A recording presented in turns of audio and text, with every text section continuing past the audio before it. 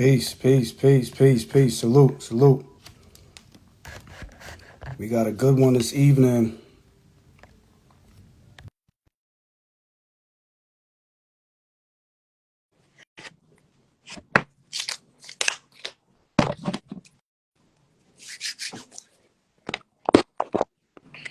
Yo, yo. My God, what's going on, Ron? What's happening with What's good? What's good, Ty? you? Peace, peace, Peace. peace, man. Oh man, this lit, man. First and foremost, before we, jump into this Uh-huh. and get down to the nitty gritty, man. I wanna first and foremost thank you, just for taking the time out of your schedule. I know, man. You're a busy guy. You're ripping and running, you're doing your thing. But just for you to take the time out of your schedule to chop it up with us, to kick it with us, and Sure. just to allow us to pay homage to you and to um, reflect a little bit. I don't like to use the word or the term, give you your flowers because I feel like it's so common. But Uh-huh. you know what it is, man. You're a certified legend out here. And what we do is, again, we pay homage and we just want to make sure that we give you your just due. So without further ado, this gentleman needs no introduction, but for those of you who have been living under a rock for the past 20 some odd years, we have one of New York City's finest, St. John's Prep standout, McDonald's All-American, NCAA champion, former 10-year pro, Yeah, 10-year pro. former 10-year pro certified, and now one of the, I want to say, you're one of the top guys, one of the top dogs when it comes to teaching and developing, and now you're on one of the highest levels, Mm-hmm. which is collegially at St. John's. We have none other than Mr. Taliek Brown. Ron, thank you for having me, man. I appreciate everything. We've been trying to get this locked down for a minute, but we finally got it done, man. Yeah. Listen, I'm like, I ain't want my man to think I'm trying to go Hollywood on him or something. I nah, gotta get on, man. no. Listen, man. Look, let me tell you something, man. You never, because I understand. And then this whole thing, I know people can get in their feelings about not being able to get certain people to sit down and kick it with them. But man, you have not even just a life. Like you are engulfed and immersed in the game as well as your personal life. Your kids, everything. So I understand, man. But we here, and we are gonna make it worthwhile. We're gonna make it epic. One of the first questions that I have for you is just in terms of the game, man. How did you get started? What's your earliest recollection as far as you starting out with the game? I grew up in Left Rack City in Queens, right there next to Queens Center Mall down the block.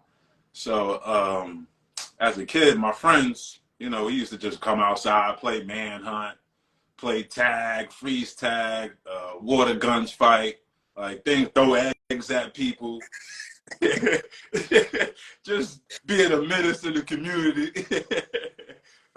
But some of my friends got into playing basketball, and they used to play after school all the time. So I used to just go out there and watch at first. Then I started trying to play with these guys, and these guys used to just destroy me, kill me, make jokes on me, laugh at me, everything. So at that time, as a kid, my whole goal was just thinking, I got to be better than my friends. That's why I'm playing basketball, just to be better than my friends so I could talk trash to them. I don't know where it's going to lead me. I don't know no basketball players that play professional. I didn't know nothing about the game. It was just my friends. We would just used to play after school. And then that just led to CYO, then AAU, then all these different Kenny Anderson tournaments, Coney Island, Stephon Marbury tournament. Just traveling all around the different tournaments, citywide, just going everywhere, playing all different types of tournaments, and that's when I really got the love for the game of basketball. I put everything into it. I'm blessed. I'm glad that I put everything into it at that early age, because I'm blessed to still be in the game, giving back, like helping other people, get spreading my knowledge. It's just a great feeling to just still be in the game. How old were you? If you can remember, how old were you? How old were you? Excuse me. I probably started playing. I was about 9 years old, and then my first real tournament was probably like I was 10 years old. 10. Kenny Anderson Classic. So, yeah, so I was probably like that. Fourth and fifth grade. Fifth grade. Yeah, that's when I really started playing. Now, once you get introduced to the game and you fall in love with the game, you talking about being from Left Rack, and Left Rack is synonymous and is iconic. You know what I mean, for just producing some top-notch basketball players, some legends. You talk about Kenny Smith, but then you talk about Kenny Anderson, who is a god.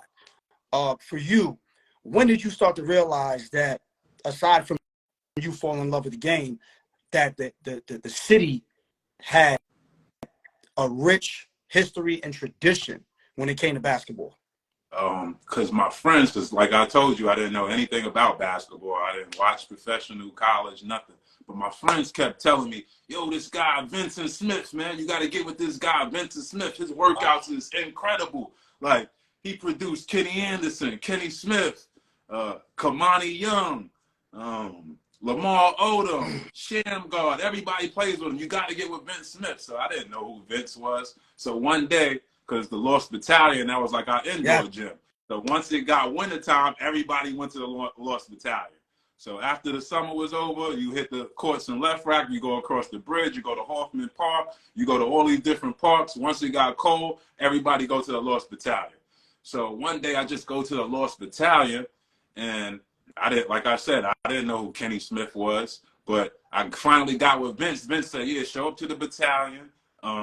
I'm going to work you out. I said, all right, cool. Yeah, I get to work out with Vince now. So I get to the battalion. He was like, all right, just go run some laps. I ran laps for about 45 minutes, a half an hour. And then he said, all right, come over here. Now it's time to work out. All I did was rebound and pass to Kenny Smith and Abdul Fox, man. I remember it like it was yesterday. Wow. Wow. So he put me in the rebounding stage probably about like a whole month, man. So I used to just come every day and just rebound for everybody and pass them the ball. That's it. I didn't work on my game. I didn't do nothing. I just came and just passed them the ball. Rebound, pass them the ball, get them their shots. They said he put them through drills. I just be rebounding. But in his crazy mind and his what he was thinking was, all right, this is the first steps. This is the grind. This is what you got to do to get to that top. You got to see it before you even get there. So I'm going to put you in the right circles. So it's going to take you to that next level. You know how to work hard. You know what it takes. You know the people you got to be around. So I think for me, for my career, that was the best thing for me, because like throughout my whole career, I just been in great circles. Like from playing with Coach Calhoun to coaching with Dan Hurley to coaching with Rick Pitino to my whole team. I had 8 guys go to the NBA. Like I got next to Vince Smith. I got next to Kenny Smith. I got next to Kenny Anderson. So I was just always around the right people, right mentors. Like, and I knew I had to stay with them if I was going to get to that next level. At what point did you begin to understand that you were getting better and you had an opportunity to do something with the game? I knew I was getting better when I first played in my first tournament, which was the Kenny Anderson tournament. And my guy Wise, he's like the mayor of Left Rack. So everybody knows him, loudmouth. He sells clothes out the check cashing spot. Like he does it all through Left Rack. So I got with him. He knew my mother. Obviously, he grew up with my mother and everything. So, and my uncles. So they told him about me wanting to play. So he threw me on a team. And then I started competing against all my friends that we used to go to the park and play. And we end up winning the championship. And at that moment, I was like, all right, I'm solid now. I'm better than all my friends. What's the next thing now? What's the next goal? Who I got to be better than that? Then, so this is around like 7th, 8th grade now. We getting older. We growing now. So now I keep hearing about Omar, Cook, and Andre Barrett. I don't know who these guys are. Like I'm just in the hood playing, like left rack playing. I don't know who these guys are, but I just hear about them. Up until that point, you don't know who Omar Cook is. You don't know who Andre Barrett is. Nope, I don't know nothing about them. So once we get to like the 7th, 8th grade, and then now we start playing, I start running in the Riverside and playing them in Citywide and all these different tournaments. That's when I run into Omar. Then the Bronx, Kips Bay had a team. They used to bring out to left rack all the time. So it was Andre Barrett, Kenny Satterfield, Kyle Cuff, Andre Sweet. That's 4 or 5 D1 guys right there already. They used to come to left rack all the time. And then that's where I end up running to Andre Barrett. And I'm like, okay, this is the kid Andre Barrett. So we've just had battles all through left rack and the Kenny Anderson tournament.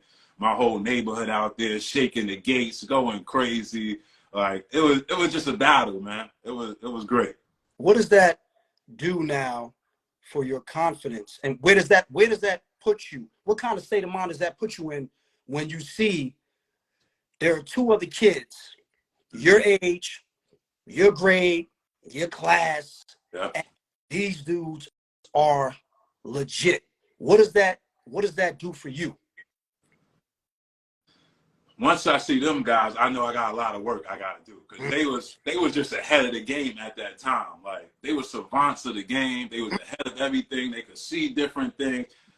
They was immaculate at that level, at that age. They were just above their age grade at that time. So I knew I had to put more work in. It was going to be a long process, but them guys, they helped me get to that next level. You know what I mean? Because in my head, that's all I knew was them guys. So I said, in my head, I was saying, I have to be better than them. I used to be at home. I used to make my hoop out my hanger, play with my sock, but who I'm playing against, Omar and Andre. I'm getting 50 on them in my room with my sock on the hanger. You know, I think one of the dopest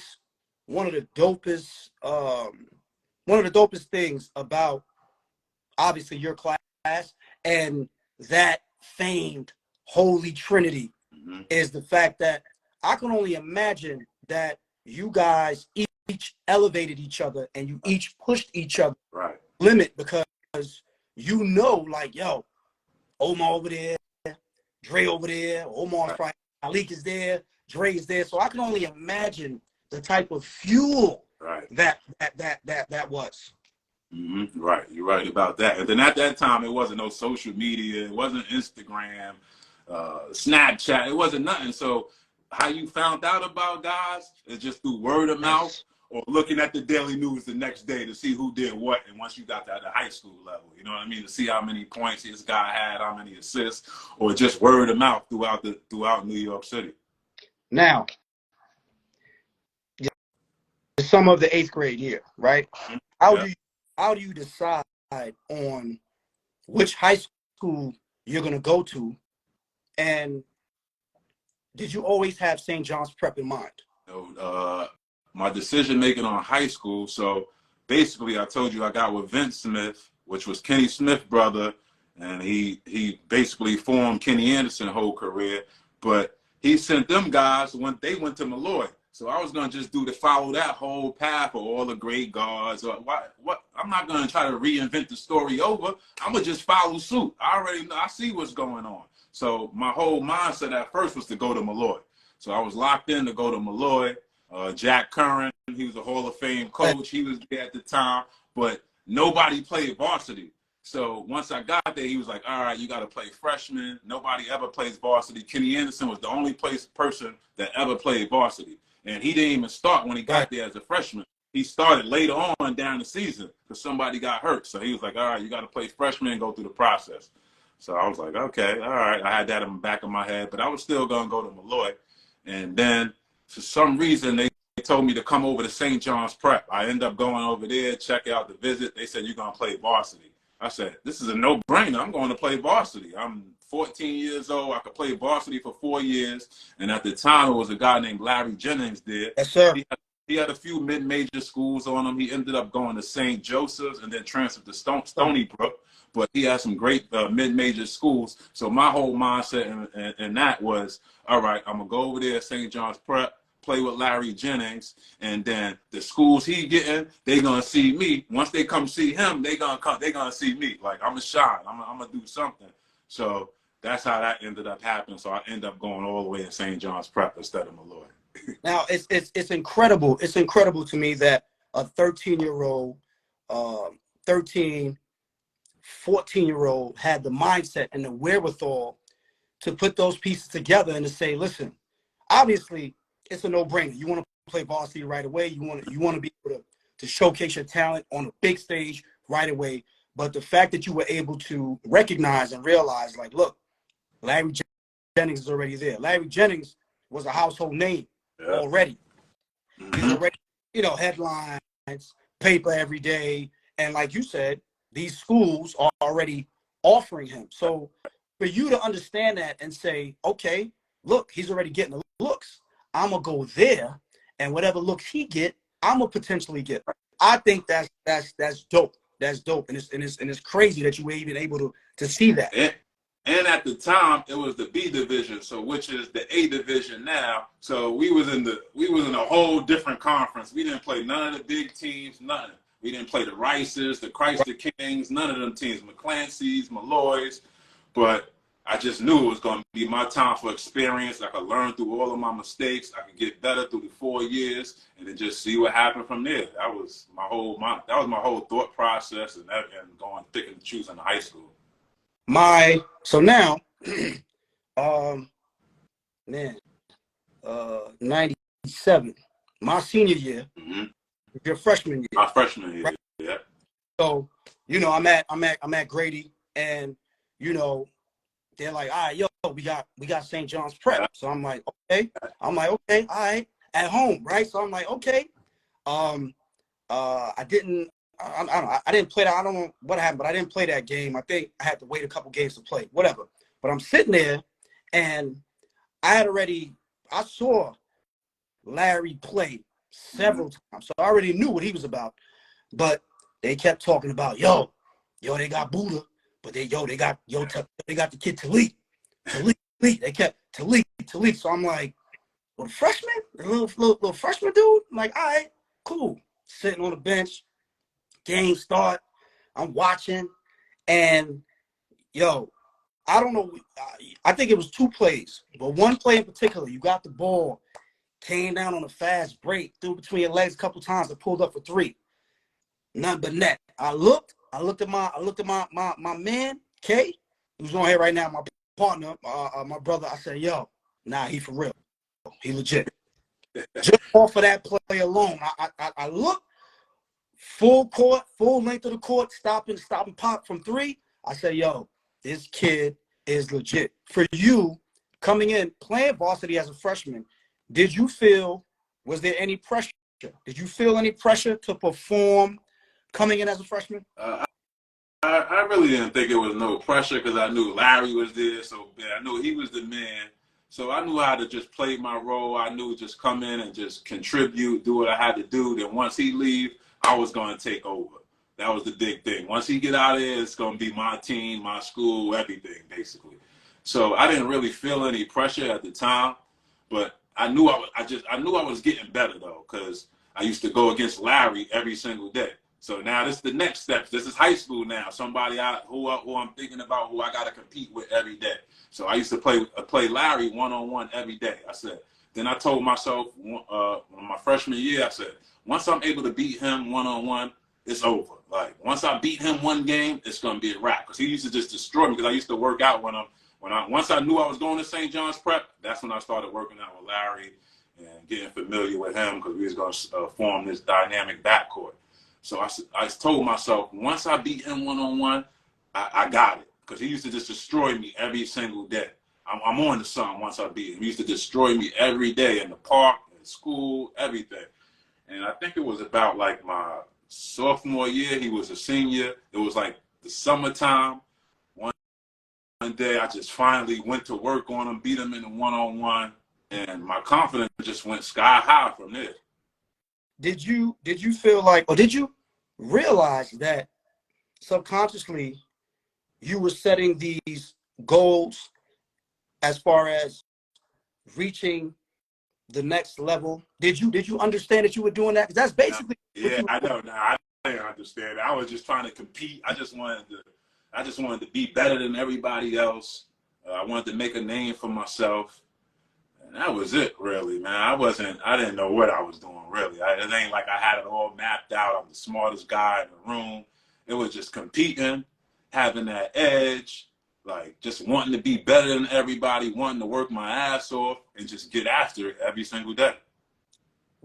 When did it click for you that you were going to play collegiately, but at a high level? Oh,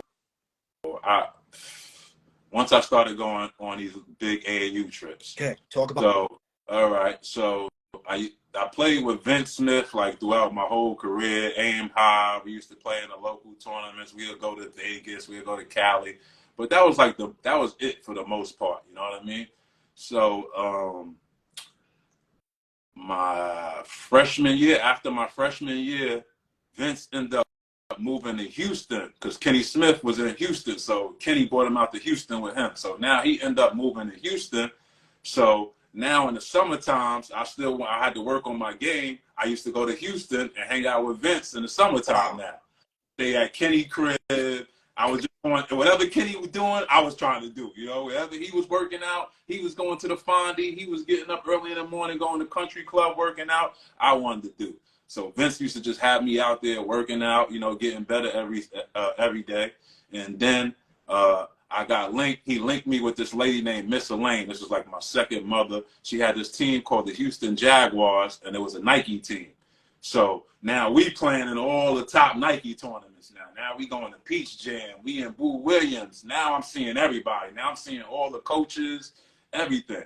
So she brought about 3 players from Vince from Aim High, and we went and played with her. But I was like a freshman, 8th grade. I think we was playing the Boo Williams tournament. I was playing against Ron Curry and all of these guys. Like, this is big. They was just all American. Coleon Young, Kareem Rush. All these guys was big time at the time. So I think I hit a game winner one time, full length of the court. I'm 9th grade. These guys are 17 years old, 18 years old. Some guys going to big time schools. I went full court. Like a Tyus Edney type shot, got the ball, threw it around my back, went down, finished, game over. I stayed with her ever since then. She took care of me every time. So every summer, every tournament, I used to just go with Miss Elaine. So this is like my second mother. I was just blessed to have her in my life because she like really took me to that next level and got everybody to see me, and I got my recognition. Because even at that time, it was still Omar and Andre. So they was already good from 7th, 8th, 9th, 10th. Everybody was talking about these guys nationwide. So once I got on that circuit, it like put me up with them guys. That's when that's when it became the Holy Trinity, probably about like my sophomore, junior year, like when I'm almost out of high school. But freshman, sophomore, 8th grade, I had to work to all of that. That was my goal, working to be a part of that and be mentioned at the same sentence as them guys. Once you are now placed on a national stage with the Houston Jaguars, do you now, especially now that you're also, because you're doing the ABCDs, yeah. right? Doing yeah. all everything. My high school was Adidas. So my head coach at St. John's Prep, his son was big time with Adidas. That we Adidas. So I always kept it loyal to him. I said, I'm never gonna go to Nike camp. I'm gonna go to Adidas with you, but I'm gonna play with Miss Elaine and do all the Nike tournaments. And whatever Vince want me to do, I'm going with Vince. Whatever he say, I'm doing. That was it. So Vince, I used to ask Vince, I can go play. All right, go ahead. You can play. Just be back for this or be back for this, but you can go do your thing. Once you start getting that national recognition, once you're now thrusted onto the big stages, right? A la AAU, and again, like you referenced, ABCD and all these camps. Does your confidence now go to another level, because now Yeah. you seeing guys, the top guys in the country. And someone in the comments said, you're super humble, you're super modest, you're not going to say it. But somebody said you killed Ron Curry. Someone said you killed Ron Curry. They said, yo, stop being modest. You killed Ron Curry. But nevertheless, when you are around these guys and you're going head to head with them and getting the best of a lot of them, what is that doing? What is that doing for your confidence? It's boosted my confidence. It definitely take it to the next level. It definitely boosted my confidence, taking me to the next level. But at the time, I still really don't know. Like, I don't watch college basketball. I watch NBA like here and there, but I'm not like a real college fan. You know what I mean? I watch it, but I watch the NBA, but I really still don't know. Like, you know what I'm saying? I really didn't know like where it was going to take me, how far I could go, how this was going to end up, how it was going to lead. I was just playing basketball. So now, your senior year, right? I don't want to fast forward, but you have a phenomenal 4-year career at St. John's Prep. For starter, obviously, varsity. Your senior year now. Now, you are really, along with Omar and Andre, are much. Now you're being tabbed as the Holy Trinity. Now people are starting to understand, yo, Omar, Andre, Taliek. Omar, Andre, Taliek. We got Taliek. Boom, boom, boom, boom, boom. For you, though, your senior year, 23 points, 7 assists, McDonald's All-American, Magic Johnson Round Ball Classic, second team Great All-American. When did you understand, like, yo, okay, like, I have arrived. Like, this is for. But now this is probably about, like I was saying, this was probably about like my junior year, senior year. Like, it was like the summer of my junior year. Because I went out to ABCD, I got the MVP in the All-Star game. Boom. So after that was over, I went back to Houston, worked out with Vince, got with my AAU team. Now we go to Peach Jam. This when Peach Jam first started. We go to Peach Jam in Augusta. We win the whole thing. I get MVP in the Peach Jam tournament. So now I'm really starting to see it now. We beat I forgot what was their name, but it was from Arkansas, and it was Joe Johnson team. We ended up beating them in the champion. I ended up getting the MVP, and then now I'm really starting to see. Okay, I'm with Omar Andre now. I'm like seeing where I'm ranked. I'm like, okay, I'm top 50, top 30. Like, I got a chance to make the McDonald's game. Like, I see where this is going. I got a chance to make the McDonald's game now. All right, so now let me start doing everything I got to do to make the McDonald's game. This is started thinking my brain, because McDonald's is big time. Yes, sir. So, like, all right, I got the MVP in all these big time tournaments. Now let me see what I got to do to go to the McDonald's game. So now I'm going to 5-star. I got to get around all the people that got the votes for the McDonald's game. So I'm hitting up 5-star. I'm still doing all the tournaments. Getting with Tom Kachowski, God bless the dead. Howard Garfinkel. Like, I'm under all these umbrellas, just talking to them, building relationships with them. Work ethic was my big thing. So my thing at 5-star, if guys don't know, it was like the main camp it was outside in Holmesdale. Like, everybody went to 5-star. It was like one of the biggest camps you could go to, and it was outside. You had to play all your games outside. You in the barn, you sleeping in cabins, you eating in the cafeteria every day. Like, we got stations all day. We got games. Like, there's just nothing but basketball. All the great players went here. But my big thing was getting Mr. Station 13. That's all I really want to do is get Station 13. I'm going to go to every station, but I'm going to go to the last station too. I'm going to be the only one going to the last station every day, all day. And that was my big thing, to be Mr. Station 13, so they could see who I was, recognize what I was doing. And then once I made the All-Star game and everything, I had a good playing time at 5-star. It was a wrap from there. So I mean, you mentioned ABCD, 5-star, obviously, Peach Jam. yeah. Who are the guys that you remember going up against when you went up against them? Because obviously you didn't know who they were at first. Once you went up against them, you said to yourself, wow, he's tough. Like, who was some of the guys that you can remember that you like, okay, I really got to bring my A game? Like, I could say, like before, it was a team from Kansas, and it was a dude named Piggy, I think his name was, but they had a team in Kansas, and it was Coleon Young, Kareem Rush, Brandon Rush. They had 4 pros on the team. So at that time, I knew, like, all right, I got to play hard. I got to do my thing against these guys. You know what I mean? Then I was with the Houston team. So when we played Riverside, all right, this is New York. I got to go at them. Oh, over here, I got to go at them.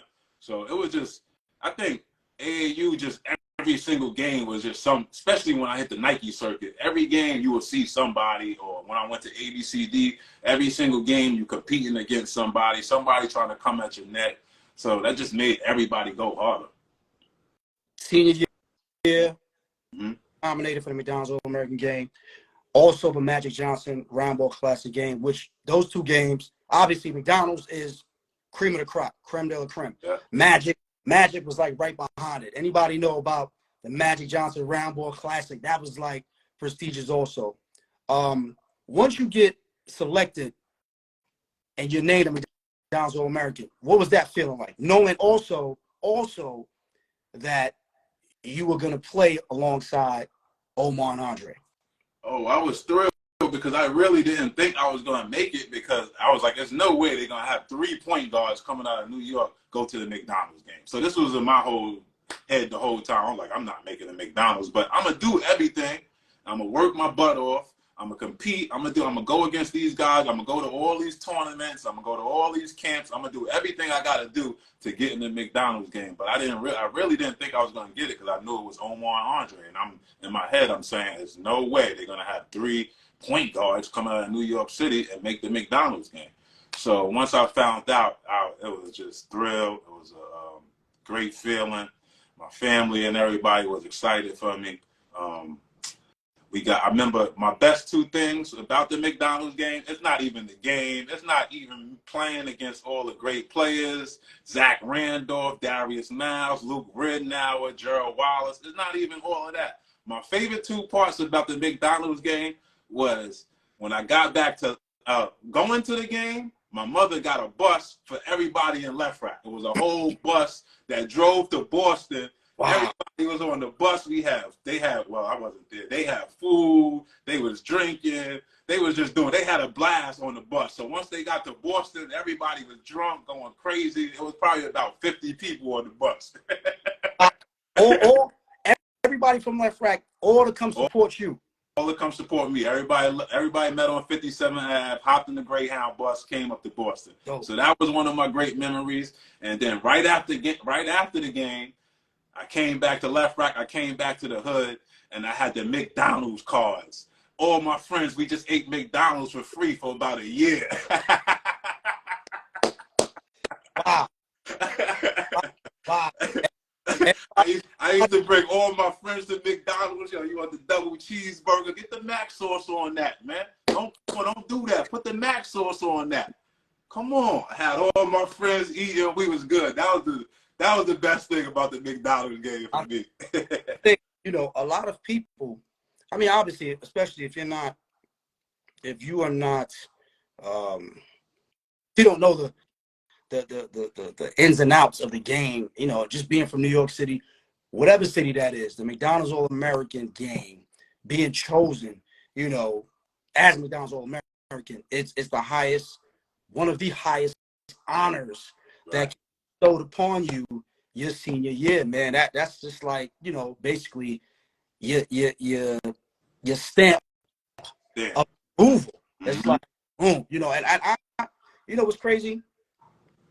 To see all 3 of you guys on the same team and how everything came together that year, especially for you, obviously, because like you said, Andre and Omar had already had a strong following, and they had been in the game for quite some time. But just for you to get chosen and to be alongside them, I feel like, I was happy for you. You know what I mean? Because you guys were representing the city, and the holy, again, rest in peace, Tom Kachowski, man, the holy trinity. Whenever you heard that, it was like, yo, it's so dope. It's so, just so dope. And for that, man, I was happy for you, and I was happy for all you guys, man. Now, as far as schools are concerned, how did you? What were your your last 4 or 5 schools, and how did you decide on you? UConn, same process as high Wow. school. Same process. I ain't gonna change nothing up. Same process. I knew Khalid Al-Amin was leaving. He was the starting point guard at the time. I knew he was going to declare for the draft. So I knew the spot was wide open. They just had won a national championship in '99, Right. playing for a Hall of Fame coach. UConn, the media, the capital of the, basically one of the media capitals of the world. You got great fan support. You got nothing else but to do but get better and could continue working on your game and try to take it to the next level.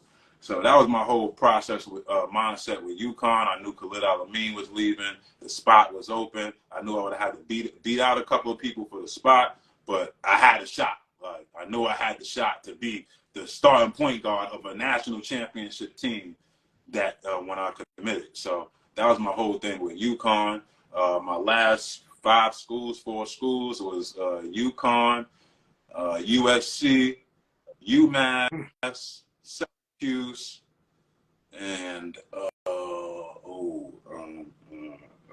I had St. John's on there, but not really. But it was like my 2 top schools was UConn and Syracuse, basically. So and USC, because they was like the first school to ever recruit me since I was like a freshman. really, So and then my guy Raheem, they call him man child, Raheem Johnson. He was supposed to go to USC. He committed there, but ended up decommitting. But he was supposed to go to USC. So that's why I really wanted to go, because if he went, I said, oh, I'm going to USC with him, and Henry Bibby was the coach at the time. But yes. I just wanted to go with Rock, because that was my man. He was from Left Rack. We grew up together, so I just wanted to go to USC with him. But he decommitted and ended up going to Providence. So I wasn't going to Providence, so I ended up going to UConn. So all those other schools, pretty much, they basically had no shot. It wasn't like you were torn, like, oh, I don't know where to go. You were pretty much signed and sealed for UConn.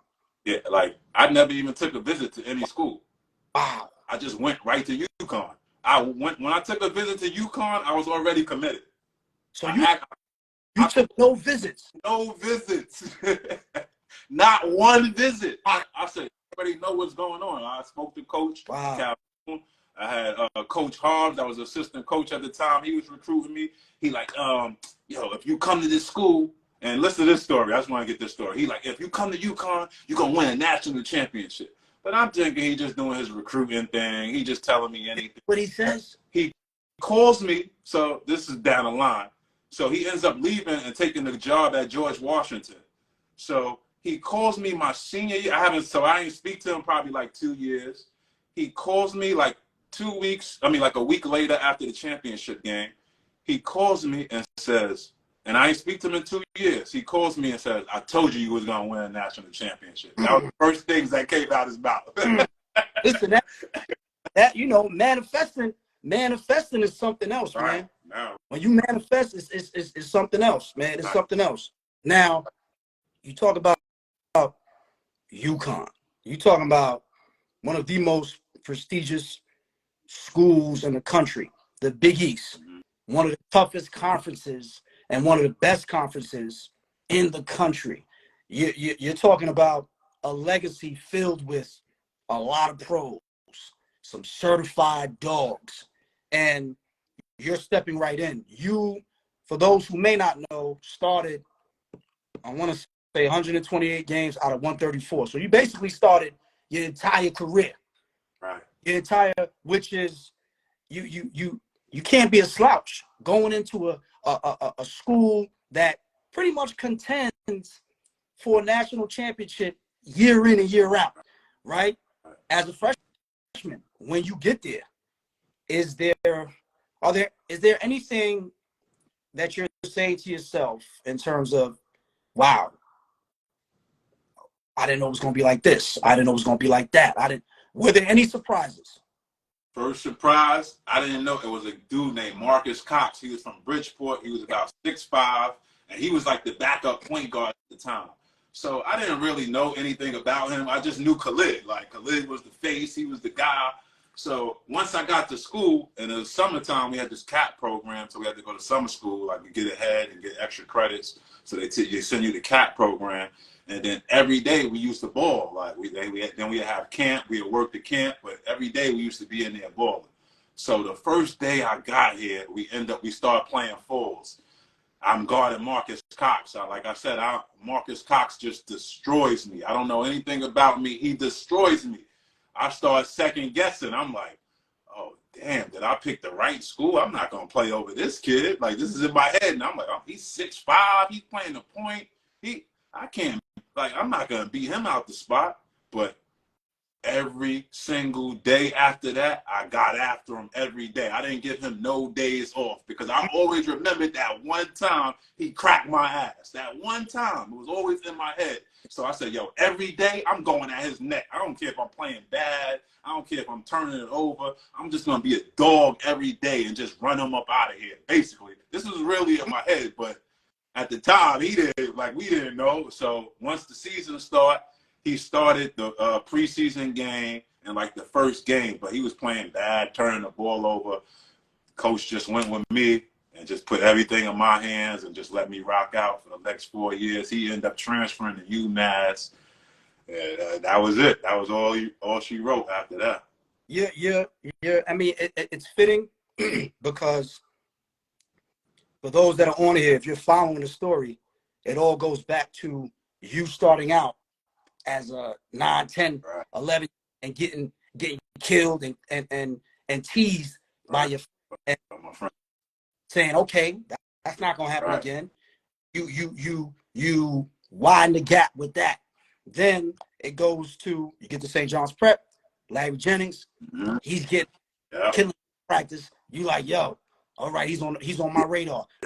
Him, right? You do that all the way to the point where you go national with it. And now you start knocking off dudes that are nationally ranked. When you get to UConn, I think, it says a lot about your mentality and your fortitude. The fact that you can say, okay, all right, nah, I've been here before, right? Now you like, I've been here. Okay, I'm going to kill him, and I'm going to get him out of here. And Jim Calhoun basically gave you the keys to the car. Your 4 years. How tough and how demanding of a coach is Jim Calhoun? Oh man, he's playing mind games with you the whole time you there. Like you know what's really happening, but he putting you in different situations so you can adapt to it and get stronger. Like he got us prepared. Basically, Coach Calhoun got us prepared for not just on the court. He got us prepared for life. Like regardless of anything you're doing. Ain't no giving up. You gotta be a dog. You gotta fight to the end, and then take the results from there. Win, you win. You lose, you lose. You move on to fight the next day. That was it, basically. He just got after us every day. Great motivator. Held you accountable for everything you was doing. He really tried to get you better, get you ready for life. And then he didn't give us all the mantras, all the different quotes, but you could see that he really loved you and was getting you prepared for different situations and other situations in life you had to overcome and that you was going to overcome, because everything ain't going to be peaches and cream. You're going to have some ups and downs, but you got to learn to just stay balanced and keep fighting, keep going. Was there any point while you were there that you said, yo, man, this dude is like, he's too tough, man. Like, I can't. Was there ever a point in time where you doubted, like, yo, I don't want to be here. I'd say that was like my first 3 years, 2 years. He was that tough on everybody. It was like my first 2-3 years. And then once I got adjusted to him and knew everything, what he liked, what he wanted, what he didn't want, like how I was going to listen to him, but not listen to him, when to run the play, when not to run the play. Once I started getting all that, it made my life easier. And I could say that was probably like my junior year into my sophomore year. You played alongside and with some dogs, from Karan Butler, Ben Gordon, Charlie Charlie V, you Villanueva, V. Okafor, Denham Brown, Hilton Armstrong, Josh Boone, Marcus Williams. I said Denham Brown. Rashard Anderson. We was loaded, man. So now for you, is that added pressure, or is that like, oh, I got some dogs with me. I got dogs. I could say it was a little bit of both, because you had to work for your spot. Like, this was a job you had to work for every day, because we had so many great players, and so it was so much competition. So I beat out Marcus Cox, right? I took the spot for him. He ended up transferring. Now Ben Gordon's coming in. I'm coming back to New York. He's from Mount Vernon. I'm coming back to New York. I hear people talking about Ben Gordon, but even though I knew Ben Gordon already from 5-star camp, from all these different camps, ISA, so people talking about Ben Gordon. I'm like, Ben Gordon's not even a 1. How is he coming to take my spot? Exactly. And then now to this day, like when me and Ben talk, Ben was like, yeah, I was coming in to try to play the 1 to take your spot. I said, yeah, you wasn't doing that. You let him play alongside with me, because we was gonna go at it every day. You wasn't doing that. But that was the whole thing. It was Ben Gordon. Then once I contained my spot, I was good with Ben. Then we bring Marcus Williams in. He ended up going to the NBA. So every year was a battle. So I had to every day I came to work or came to practice, it was a battle. It was about getting better, out beating your opponent, holding your spot down so you could be able to talk your trash. And then once the game came, you knew you had your dogs with you, because you already went to battle. You went against them in practice. Practice was harder than the games. So our practices was much harder than the games, because there was so much competition. So once I got into the real game, I knew I had my guys with me. I knew who was going to hit shots. I knew where to get Mech the ball. I knew where to hit Ben the ball. I knew where to hit Charlie with the ball on the trail. Charlie used to be like, Ty, you don't throw me no lobs. I'm not throwing no lobs. I don't need no turnovers. I'm not trying to come out the game, Charlie. Yo, and it's so crazy, because when you reel off those names, it's like, geez, like, you want to talk about a squad when it all clicked. Now, you're also a certified winner, because you went to 3 NCAA tournaments, and obviously, and you got 2 Big East championships. 2 Big East championships, right? Once you guys finally get to the big stage, the biggest stage, you're playing for the national championship, right? Mm-hmm. Or even before that, when did you guys realize? When did you personally realize, like, yo, we can win the whole thing? I probably knew that about like my end of the sophomore, junior year, because I'll say my junior year, because the first year we went to the NIT my freshman year. So right. Me and Karan went there together. It was like the package deal. Me and Karan Butler going there. We end up going to the NIT. So Coach Calhoun have a big meeting with me and Karan, saying, all right, next season, y'all 2 guys, y'all going to be our leaders. I'm putting the ball in your hand. Everybody got to listen to y'all. Y'all controlling everything we doing. I'm going to start with y'all, and then we're going to go from there. So my sophomore year, we end up going to the Elite 8. No, actually, I could say my sophomore year, because we lost to Maryland in the Elite 8, and they end up winning the championship. Okay. Now, my junior year, I'm like, okay, we still loaded. Karan left, but now we got Mac, we got Ben, we done bought Charles. We loaded. We got everybody now. So we end up going to Sweet 16 against Texas, which was TJ Ford, Royale Ivy, all them guys. They end up knocking us out in the Sweet 16. And then the senior year, we just got on the road, man. And then once we won the Big East tournament, and then once we went to the NCAA tournament, we were just on the road. It was like every game was just easy. We won by like 20 every single game, 15 every game. And then the championship game basically was the Duke game in the Final Four. And then we end up playing Georgia Tech in the championship. and we was up by like 20 at half on them. They ended up coming back, but we held the lead and won the championship. So I could probably say about like my junior year. Two things. Mm-hmm. When you hit that shot, yeah, at home, that basically sealed the deal, right? Right. When you hit that shot, what was that feeling like? That feeling was just, it was just an immaculate feeling. It was just like, just to grow up watching the Knicks, knowing about the history of MSG. I know everybody in New York is watching, and that's all I really cared about. I know the whole New York is watching.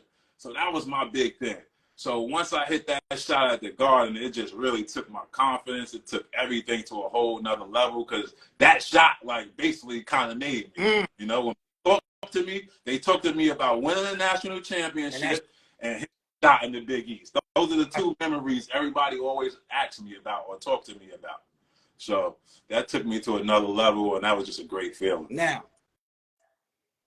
once the buzzer sounds and you are a national champion, because it's it's difficult for a lot of teams to get to the tournament, period. Right. Get there 3 times, Elite 8, Sweet 16, and then finally you guys are crowned national champions. Right. You know, coming from where you come from, getting it out of the mud, and basically having to work for every single thing that you got up until that point. Once that buzzer sounds and you're a national champion, what is that feeling like? Playing on that stage and then winning. Man, it was just like it's just everybody always asks me this, but it's hard, like, because it was hard to explain, because it's like you had to be there at the moment. Like, just your adrenaline is going crazy. You got 80,000 in the stands. Like, you know, you got your parents, you know, the whole world is watching. You know, this is going to take you to that next level, or you're trying to get to the league at the time, or make something out yourself professionally at the time. So, you know, this is a must-win game. This is it. This is what you work this is what you put the grind in for. You waking up 6 a.m. You're lifting. You taking extra shots. What you doing all this for? Watching video. And you got to love the process of what you're doing, because that only lasts 2 seconds. That lasted 2 seconds, really. Like, what I got out of everything was the work and the process I put in everything. That's what I love most about everything. Just that work habit, just that process, just the grind and grit, just to get to that point. Because winning that, it lasted about 2-3 days. You was done. You was back to normal. But it was a great feeling. You will go down in history, UConn history, as arguably one of the best point guards to come out of UConn. You know, in the pantheon of legendary guards, the Khalid El-Amins, the legend Chris Smith, Ben Gordon. You know, you got guys like Tate George, Ray Allen, a plethora of individuals. Right. Your name is shout out to Andre Barrett, shout out to Lloyd Banks, shout out to everybody in the check-in, Dane Irvin, shout out to everyone. Your name is right up there with those guys. You finish out your career, all-time leader in assists in UConn, still to this day, 722. You hold the record for most assists in a single season, 253. Only player in school history, if I'm not mistaken, with 1,000 points and 700 assists. Right. You know, it speaks volumes about your career, remarkable career. You're a champion, and you know, that's something that I think obviously no one can take from you. Now, once your senior year is over, are you thinking about that league? Are you thinking about what's the next step? What's the thought process? So after all of that experience, because after you win a national championship, right? First, y'all celebrate in the locker room, everything. Now you go back to your hotel where you at. You see all your fans is there because everybody traveled from Connecticut, everything. You see all your fans that's basically wherever the Final Four is at, they're there. They come stop by the hotel, they cheer people on, they wait for the bus to get there. Boom. Now, all right, the next day you get on the plane, you come back to Connecticut. As soon as we got there in the private, we got nothing but fans on the outside of the gates right at the private plane. So we get on the bus now. Now we drive back to campus in the bus. So as we driving back to campus on the bus, the whole highway is stopped on both sides. Everybody beeping their horn, signs from the bridge, all the way to campus. The whole highway just shut down. Everybody just going crazy. Then you get to campus. Now you walk into the gym. They have the whole school in the gym. Everyone, like a rock star, basically. We come upstairs on the podium, lift up the trophy. Everybody's going crazy. Bodyguards to get out the arena. It's just a whole different atmosphere, feeling like you could just feel all the love and attention that's going on. So after that moment, I know, like, I got to go to Portsmouth. I got to go to Chicago. I got Summer League coming, so I can't really celebrate like I want to celebrate because it's the next grind. It's on to the next step, what I've been trying to work for my whole life, and that's getting to the NBA, basically. So you go to Portsmouth camp, you go to Chicago. I didn't get drafted, so now I'm in Summer League. So my first Summer League team was basically Washington at the time. They was the Wizards at the time. So I ended up going to Washington, played with them for the summer. I end up not making the team. I go to the CBA at the time, which is like the G League now, and I was at Idaho Stampede. So I went up there to Idaho for a year, half the year basically. So played through that, trying to get a call up, trying to do everything. That didn't work out. So as you know, the minor league, you don't get paid no money, especially at that time. You ain't getting no real money. So after that season, I was basically broke after the season was over. I ain't have no money. Nothing was going on, nothing, because you ain't really making nothing in the CBA, the minor league. So I end up going to Venezuela right after that. Now I'm on my hustle. I'm on my grind. So I got to go get a check from somewhere. So I shoot out to Venezuela, played there for the rest of the summer, got a little bread from there. Did what I had to do. Now summer rolled back over. Now I'm back. I'm with Dallas Mavericks at the time now for the summer league. The next season, I'm with Dallas.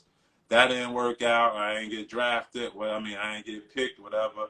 So now I end up going to Turkey, and then that's where my whole overseas career started. Once I hit Turkey, I ended up in Croatia, then Bulgaria, Macedonia. I went to Canada, Mexico, Venezuela. Now you're just hopping around, just staying afloat, trying to make a living, get a paycheck, and continue doing what you love to do, basically. How disappointing was it for you that you didn't get an opportunity to play, if at all? No, I said it's definitely disappointing because that's what I wanted to do. This is what you grow up playing basketball to do. And I told you my whole process, my thinking, like how hard I had to work. So this was my whole thing. And I was disappointed, but I knew life went on. I knew God blessed me with different abilities. And I just had to make the best out of every situation I was put in and just learn to adapt and learn from every situation and just move on from there. You had a stellar pro career. Shout out, you talk about Bulgaria. Shout out to the legendary Lamont Jones. Lamont Jones, man. I want you to talk about him, right? Every time, because I talk to him all the time on we correspond through the whole DM thing, whatever. Yeah. Like, yo, he said, Taliek, that's my guy. That's we my went guy. Together in Bulgaria. Talk about being out there with him and how instrumental he was to you. He was definitely instrumental to me because at that time I was just hopping around from team to team, so like I didn't know what was what. Like, so he was like a great mentor for me, and I always knew Charles because I used to go to LIU games, you know what I mean? Because he had the city on smash. It was he had it rocking. LIU, oh man. So that's how I knew Charles, but I didn't know he had a brother. So like once I started hearing like, yeah, Lamont Jones, I'm like, Charles, he got a brother, Charles Jones, brother?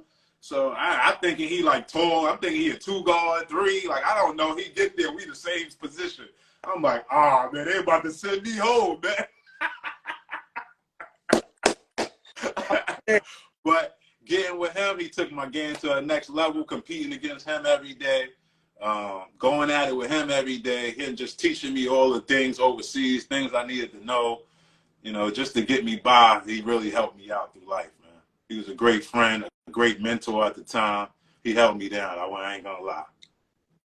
You basically, obviously, you know, didn't get to obviously play in the league, but you still got to see so many different things and so many different cultures, and basically got to see the world Right. because of how good you were and your ability, you know, to play the game. You know, what would be your advice in terms of playing professionally when things are not going right, and you know, it may seem as though, you know, you can't, you know, catch a break? What would be your advice to some of the guys that are currently trying to play professionally now? Basically, just to stay at it and always stay in shape and always be ready, because I had to be ready all the time. So even when I didn't have a job, or it just felt like down and nothing was going to turn my way, I always kept working out. I always stayed in shape. So whenever I got that call, I was ready to go, no matter what. All I had to do is get a couple of reps, play a few games, play a few practices. I'll be ready to go. But I treated it like a job. I was really professional about it. I got after it every single day. And that's what you got to do. If this is what you want to do, you got to just keep going and sacrifice what you got to sacrifice, put in that work, and take care of your abilities. Now, my first time, shout out to you, shout out to Charles Jones, shout out to Mark Williams, shout out to the entire team Footprints. I first caught wind of what you were doing in terms of teaching the game from this gentleman who I consider my uncle, Brian McKeechin. He used to take Jackson, bring Jackson to you guys. And I'll never forget bringing my son down there when he was to you guys when he's about 6, 7. Right. And, you know, so crazy how delicate you guys were with the kids, but also stern. And I'll never forget, man, once I first saw you, obviously Mark and Charles, but you know, you teaching the kids and showing them what to do, what not to do. In my mind, I'm like, obviously, these kids have no idea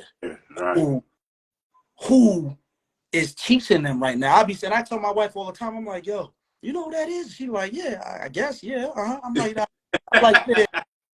You know, and she know, you know, she you know what I'm saying? She's like, yeah, that's, you know, I'm like, yo, these kids have no idea. And I always say that, man, for that, we are forever indebted, man. My son, you know, Xavier asks about you all the time. He asks about Coach Mark, Coach Shaw, Coach CJ. He's, man, listen, hey, man, well, you know, Dad, call Coach Taliek. Coach. I'm like, I can't call. What do you mean call him? I can't just call him. I can't just do that. Did you know right away, right after your career, right after your career was over, did you know that you were going to delve into teaching and then eventually coaching? Not really, man. At that time, after my career, I was going through bad times because basketball was basically over. And if you've been watching, if you've been listening, you can see that's all I've been doing since I was 8 years old, is playing basketball. Like, that was my main thing, basketball, basketball, basketball. So once my career hit to an end and I wasn't playing anymore, like, that just, my confidence level went down. Like, I started second guessing myself. Like, things just wasn't working out the way I really needed them to work out or wanted them to work out in life at the time. So my whole thought process now is, all right, let me go back, because I didn't finish my degree. I said, once I get back, I'm going to go back to school. I'm going to finish my degree. Whatever happens, happens. Whatever they're going to do, whatever. I'm just going to finish my degree. That's my main focus. So I end up going back to school. I finished up my degree. And at the time, I used to work out with Mark, like, when I didn't have a job, and I was just waiting. Like, you was asking me, what you got to do? I was always wanted to just stay in shape just in case I get a call. So I used to always just work out with Mark. We used to do drills, work on drills, do drills ourselves. So, Yo, hold up. These, look, he want to say hi, man. These dudes, look. Say hi, say my hi. guy, what up? What's up? Yeah, y'all getting big, man. Yeah, they get big. Say hi. Say good night. Good night. All right. Yeah. See y'all. All right. Yeah. Yeah, man. Dad, I'm sorry, man. These dudes. So I used to go work out with Mark at August Martin, and then I just started. I told my cousin to come down one time. Then he brought his friend, and then he brought his friend. And this was the word of mouth after that. It just it just really just picked up. So I'm like, all right. Once I graduate in the summer, the semester over, I'm going back with Mark. We in full force. We just gonna go hard from there. Once we started getting a couple kids working out, we didn't really know what we was doing. We were just working kids out. Right. Just open up the gym, giving people something to go play. Like we turned it. Once we see this, all the heads started coming in and all the players started coming in, and now it's time to turn it into a business aspect. So that's what basically we did. We broke it down, turned it into a whole business aspect. We got the app. We started making different ages for kids to come work out. We had the young kids, the high school kids. We had the girls. We broke it all up. We had individuals. We had all different type of routines. Like it was just everything just worked out perfect, man. Everything just worked out perfect at the end. So we kept putting. Then we had ups and downs in that because we ended up getting kicked out of August Martin. We had to find different gyms. Like it was just tough. We had to find different gyms, different locations to finally get back on track and make things happen. Then my guy Kamani over there at UConn, I knew him for basically my whole life. He grew up in my building. We grew up with each other. He lived like 10 years older than me, but I seen him at UTEP. He came under the Vince Smith umbrella. He was around all the people I was around. So he threw my name at Coach Hurley. Coach Hurley seen what I was doing, came in, gave me an interview, and he just gave me a shot at the collegiate level. And then from there on, now I'm here. But Coach Hurley gave me that one shot that I needed. Kamani co-signed it and let me rock out from there. And I got over there at UConn. I learned a lot from them guys. They put me through the ringer. They told me what I needed to learn. Then Kamani, because Kamani's like my big brother. Right. You know what I mean? That's like my mentor, my big brother. So once he told me, put it in my head, put the battery in my back, I was at UConn for 3 years. He like, all right, now it's time for you to get out of here. You done learn what you can learn from us. Now it's time to further your career and now take it to the next level. Coach P wants you to go over there to Iona. They want a spot open. I'm like, what? I'm like, what, Kabadi? He's like, yeah, it's a spot open. This coach just left. He gonna bring you in for an interview. So I'm like, all right. I'm like, at the time, I'm not thinking I'm gonna get it. I'm just like, all right, I'm gonna go back. Cool, whatever. Yeah, all right. Got suited and booted, got in there, did my thing on the interview. Coach loved what I was talking about, loved my feel, loved my respect for the game, loved what I had. I had everything in common with all the players that played. I had great relationships with all the guys. So he basically just gave me that shot as an assistant coach, man, and take me to that next level and learn about recruiting, learn about scouting, learn about all the X and O's, all the different details you got to learn about the game, about being the coach. Basically, you got to be the CEO of an organization, of a business, and that's teaching you throughout the whole thing. Him and Coach Hurley. So I got over there to Iona with them guys. We won the MAC championship, went to the tournament, ended up playing UConn. Wow. End up playing UConn the first game in the NCAA tournament. It's my scout. I got to know all the plays, how we going to stop everything, what we going to do. We did a great job to the first half. We was up by 2. Then that's when the talent beat everything the second half. So they end up beating us. But at the time, I felt kind of sad. I was upset about everything because the way things went. I watched the game about 10 times. But once they won the national championship, I said, oh, I'm good. I don't feel bad now. I said, I don't feel bad now. And then he got the opportunity. They hit him up at St. John's. Once he got to St. John's, he said, I'm bringing all y'all with me. Gonna follow suit now, man. And here it is. Here you are. Obviously, you've been back home, but just to know that you are an assistant coach under, and I wanted you to touch on him also really quickly, but under such a legendary figure, just like Jim Calhoun, Rick Pitino, you're at St. John's. What does this opportunity mean to you?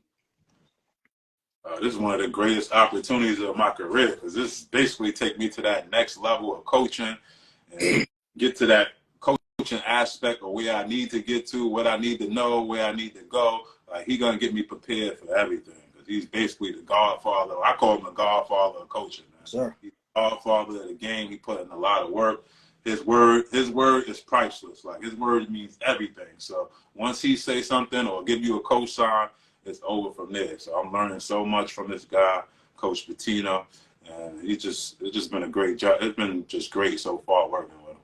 I can envision you becoming a head coach very, very quickly. Is that on the radar? Is that what you're aiming for? Yeah, I think that's definitely in my dreams. But right now, I want to be the best assistant coach in the country. Sure. Different steps is different levels. You got to crawl before you walk. Your story. So I wanted to be the best player development in the country. Then I got my assistant coach. I wanted to be the best assistant coach. Now I want to be the best at player development. I just want to be the best at what I'm doing, basically. And whatever I got to do to get there, that's what I'm going to do. What do you think is one of the most,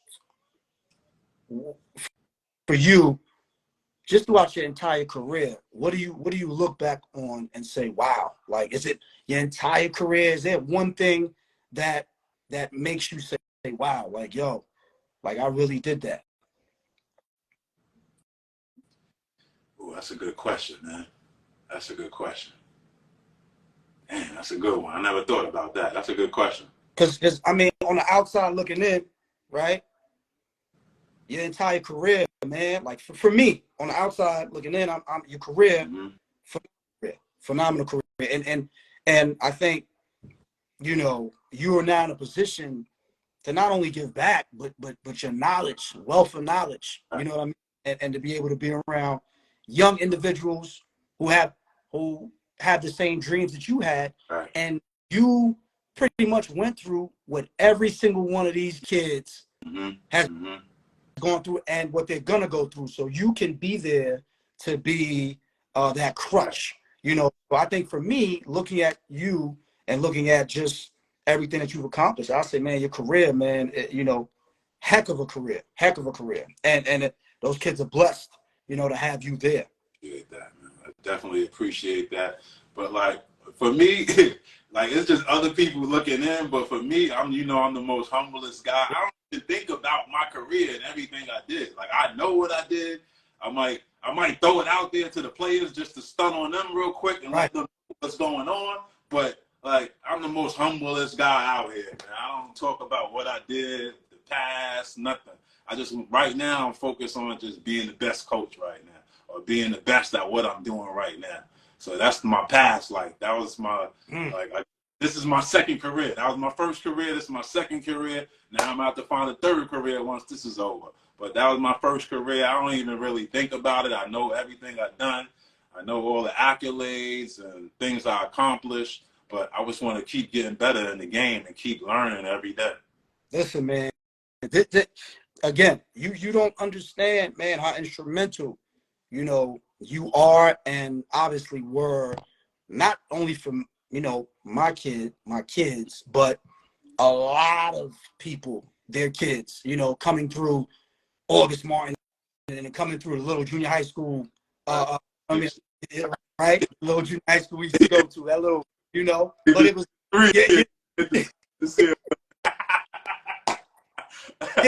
wow, you gonna hit that ceiling. But as much as, obviously we are extremely proud of all of your accomplishments. I think, obviously, one of the things that I'm always going to hold dear to my heart is the fact that you played, along with Mark and Charles, played a major role, instrumental role in getting Xavier started and getting the ball rolling for him. And for that, we are forever indebted, to you, man. And again, this is, for me, this is special because our platform we pride ourselves on paying homage to all of the individuals that did it at a high level. Doesn't have to be necessarily the NBA.